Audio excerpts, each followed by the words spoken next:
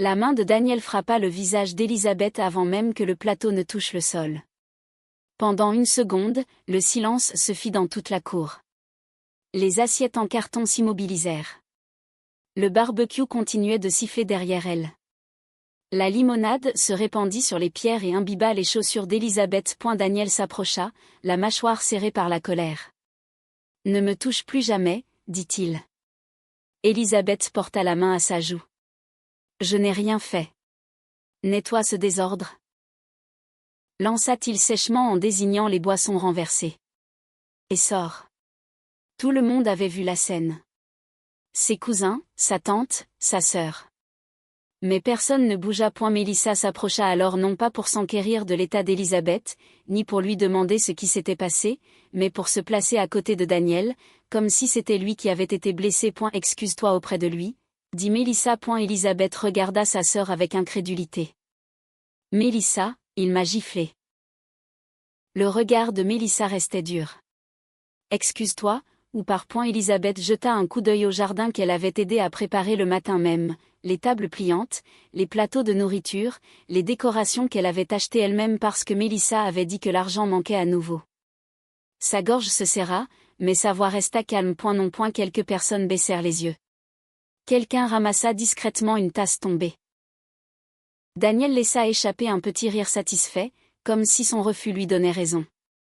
Mélissa s'écarta et désigna le portail. Alors par Élisabeth sortit du jardin, la joue en feu, les mains tremblantes. Derrière elle, elle entendit Daniel marmonner, toujours à faire l'innocente. Personne ne la suivit. Arrivée à sa voiture, elle chercha ses clés à tâtons. Son téléphone vibra une fois dans sa poche. Un message s'afficha sur l'écran. Cabinet d'avocats Harper & Law, appel urgent demandé. Elle le remarqua à peine, submergée par les larmes qu'elle retenait. De retour dans le jardin, le barbecue se ralluma lentement. Des chaises grinçaient sur le sol. Un rire forcé s'échappa de la gorge de quelqu'un. La voix de Daniel s'éleva au-dessus des autres, calme et confiante à présent. Élisabeth était assise au volant, fixant la maison où sa propre sœur venait de préférer l'orgueil d'un homme à sa joue ensanglantée. Elle était loin de se douter que dans quelques heures, Daniel et Mélissa rentreraient et trouveraient quelque chose qui les attendait à leur porte, quelque chose qui ferait regretter à tous ceux qui, présents à ce barbecue, s'étaient tus. Le trajet du retour. Élisabeth conduisit sans allumer la radio. Le silence dans la voiture était assourdissant, plus lourd encore que la gifle elle-même. À chaque feu rouge, elle apercevait dans le rétroviseur la légère marque rouge sur sa joue. Elle la toucha une fois, puis retira aussitôt sa main. « Je n'ai rien fait », murmura-t-elle. Son téléphone vibra de nouveau. Cette fois, elle l'ignora.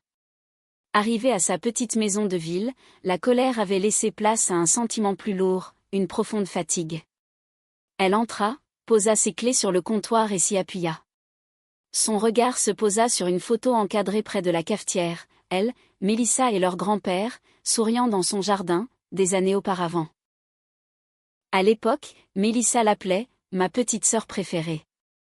Élisabeth sourit tristement. Tant pis. Elle s'assit et laissa les souvenirs l'envahir.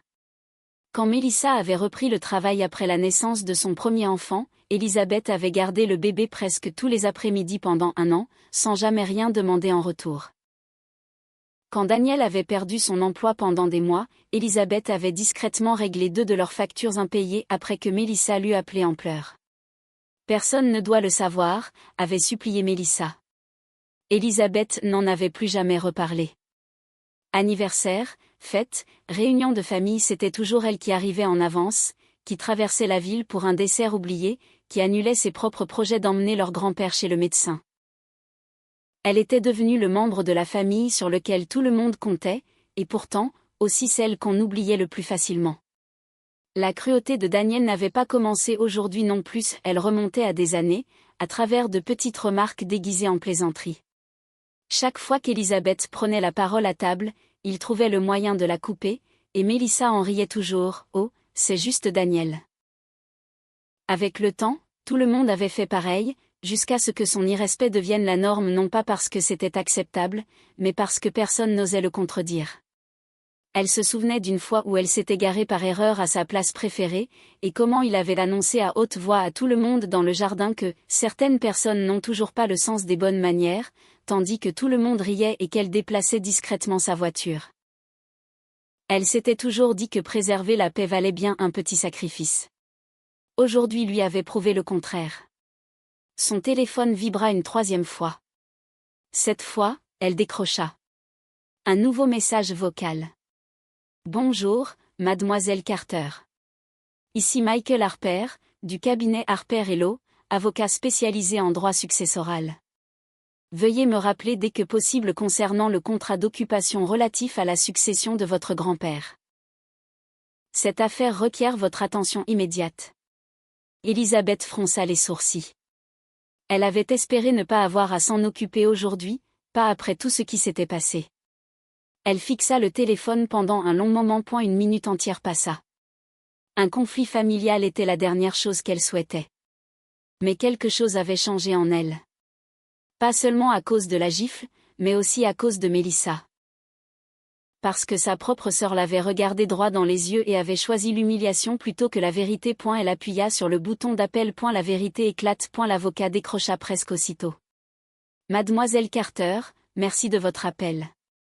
Je suis désolée que cela arrive à un moment aussi difficile. Un silence. Y a-t-il eu un problème? Elisabeth laissa échapper une lente inspiration et lui raconta tout. Son ton devint plus prudent. Lorsque la succession de votre grand-père a été réglée, l'accord de garde protégeant votre sœur et son mari comportait certaines conditions. L'une d'elles concernait spécifiquement le harcèlement, l'intimidation ou les comportements abusifs à votre encontre. Si ces conditions sont enfreintes, vous n'êtes pas tenu de les laisser continuer à vivre. Elisabeth ferma les yeux et resta silencieuse un instant. L'avocat n'insista pas finalement, elle posa la seule question qui comptait. Si je prends ma décision aujourd'hui, est-ce que tout cela sera légal? Oui, répondit-il sans hésiter. Un long silence s'ensuivit. Elisabeth toucha une dernière fois la marque qui s'estompait sur sa joue. Je vous en prie, allez-y, dit-elle. Je m'y mets immédiatement. L'appel se termina. Elisabeth raccrocha doucement. Pour la première fois de la journée, elle ne fuyait plus le conflit. Elle avait pris une décision irrévocable. De retour au barbecue. Les hamburgers continuaient de griller. Les enfants jouaient ensemble sur la pelouse comme si de rien n'était. Seuls les adultes semblaient mal à l'aise. Daniel, un soda à la main, se tenait près de la glacière et riait aux éclats. Je vous le dis, elle a toujours été dramatique. Elle m'a à peine touchée et elle a agi comme si c'était moi le problème. Quelques cousins échangèrent des regards gênés sans rien dire. Il y a des gens qui devraient apprendre à respecter les limites. Poursuivit Daniel. Elle l'a bien cherché. Mélissa acquiesça à côté de lui. Exactement. Elle aurait pu s'excuser. Elle est trop têtue. Tante Carole croisa les bras. Daniel, j'ai vu ce qui s'est passé. Tout le monde a vu. Tu l'as giflé. Daniel haussa les épaules. Tu n'as pas vu les choses de mon point de vue. J'en ai assez vu. Mélissa l'interrompit avant que Carole n'ait pu en dire plus. Mon mari ne doit d'explication à personne. Ta sœur est sortie d'ici avec une gifle sur le visage. Dit Carole. Et elle aurait pu éviter tout ça en s'excusant, rétorqua Mélissa. Plusieurs membres de la famille détournèrent le regard. Daniel sourit, satisfait. Tu vois. Même Mélissa a compris.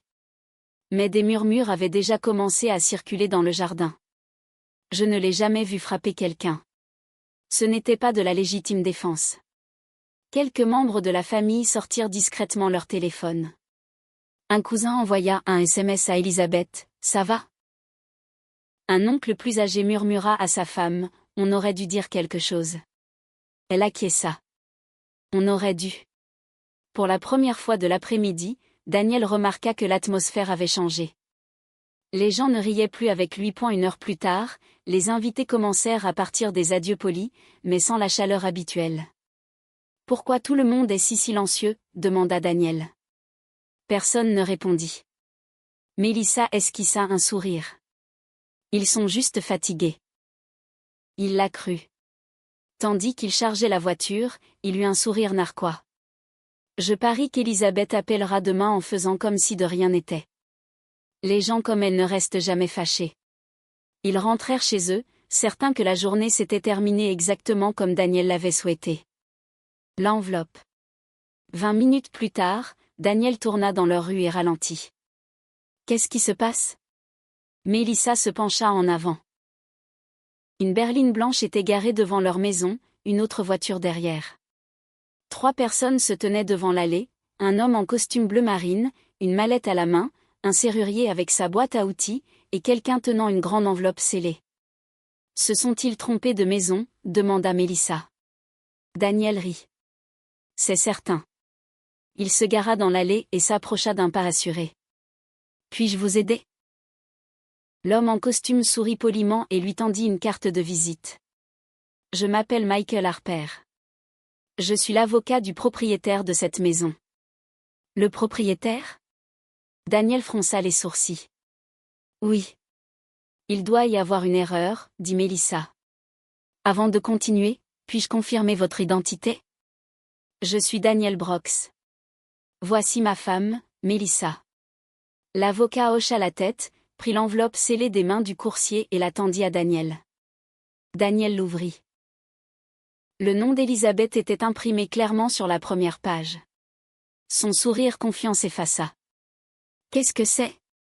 Avant d'entrer, dit calmement l'avocat, vous devez lire la première page.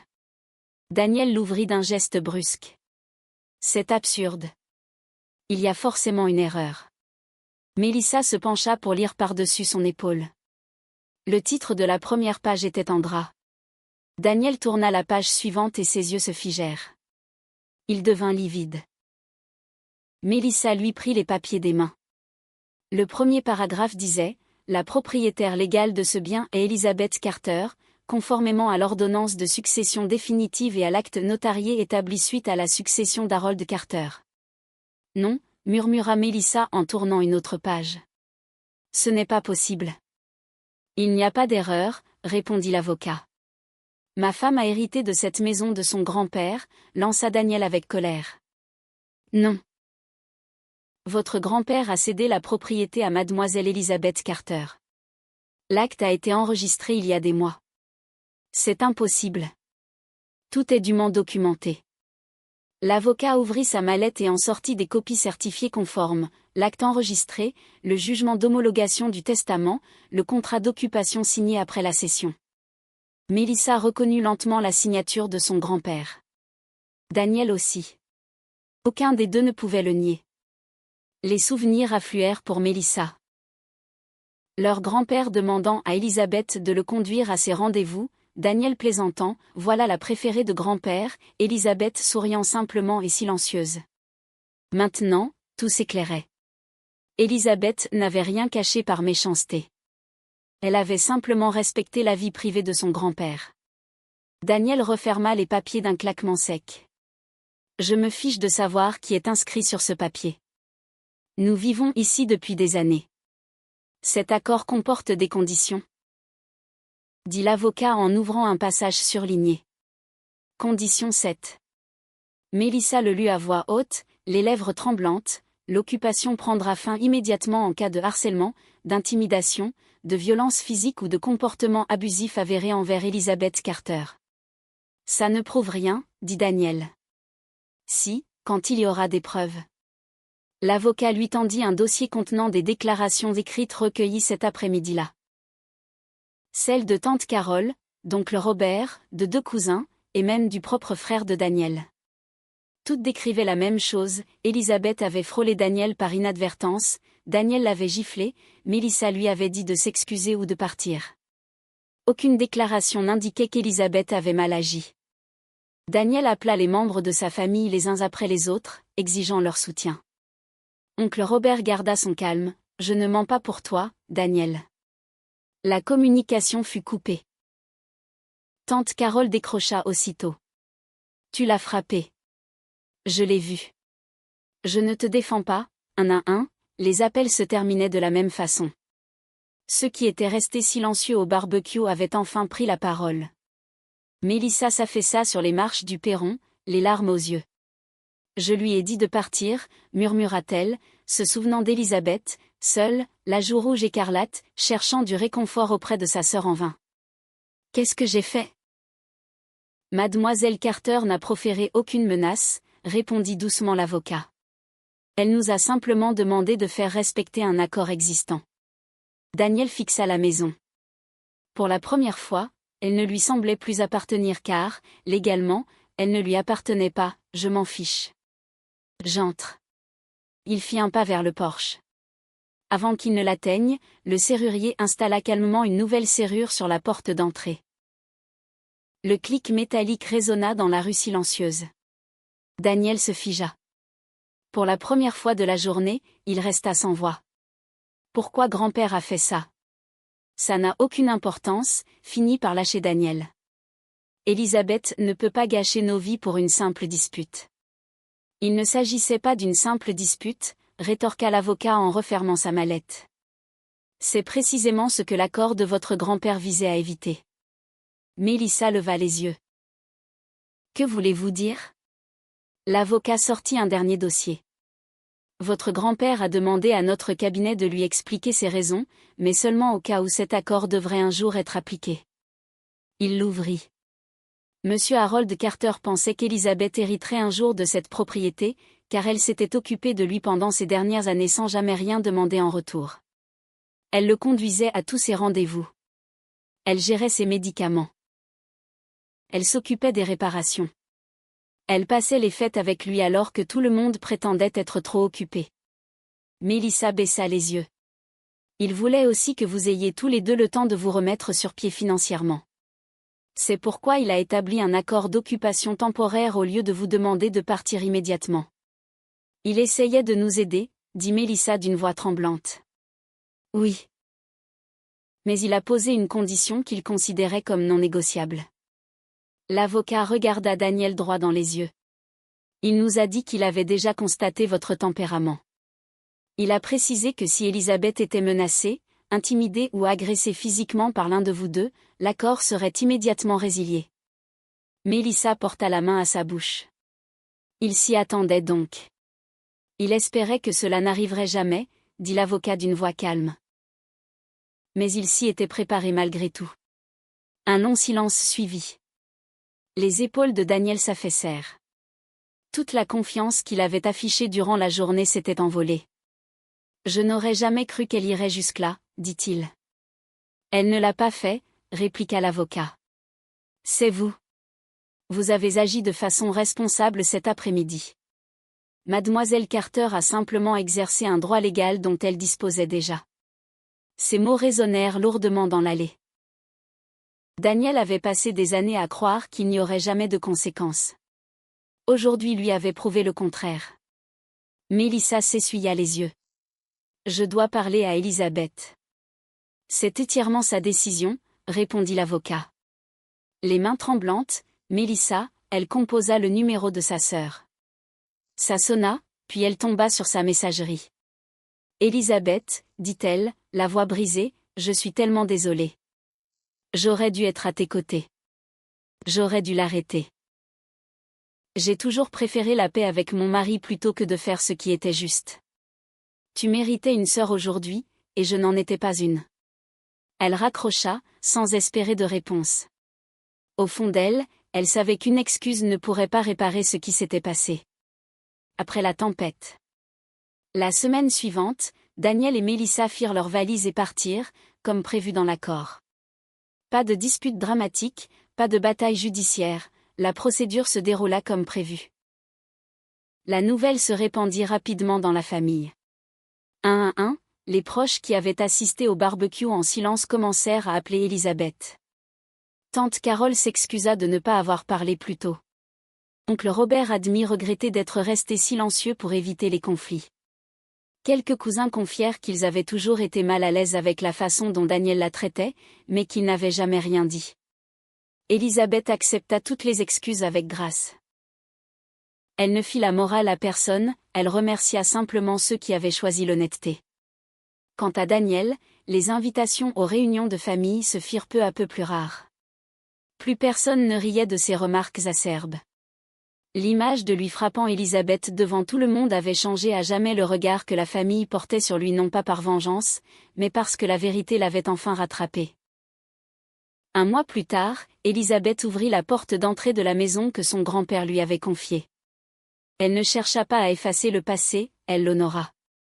Elle répara la rampe d'escalier usée du porche, qu'il avait toujours eu l'intention de réparer. Elle planta des fleurs fraîches dans le jardin où il avait l'habitude de passer ses matinées. Elle repeignit les murs dans les tons chauds dont il avait parlé. Pour la première fois, la maison sembla paisible non pas parce qu'elle était vide, mais parce qu'elle était enfin libérée de toute peur. Élisabeth cessa également d'accepter toutes les demandes qu'on lui faisait. Elle ne croyait plus que l'amour devait se gagner au prix de sa propre dignité. Si quelqu'un la respectait, elle était heureuse de l'aider. Si ce n'était pas le cas, elle s'éloignait, sans culpabilité.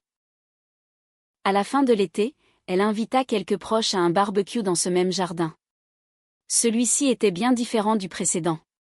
On riait sans se moquer de personne. Les enfants couraient dans l'herbe. Les conversations étaient fluides. Le respect avait remplacé les tensions. Au coucher du soleil, tante Carole tendit à Élisabeth une assiette de légumes grillés et sourit. « Ton grand-père aurait été fier. » Élisabeth contempla les fleurs, les membres de sa famille qui avaient enfin choisi la bienveillance, la maison que son grand-père lui avait confiée. Elle sourit intérieurement. S'éloigner de ce premier barbecue n'avait pas été le moment où elle avait perdu sa famille. C'était le moment où elle avait enfin cessé d'accepter une famille qui exigeait son silence. Et en choisissant le respect de soi, elle avait trouvé la vie paisible que son grand-père avait toujours souhaitée pour elle.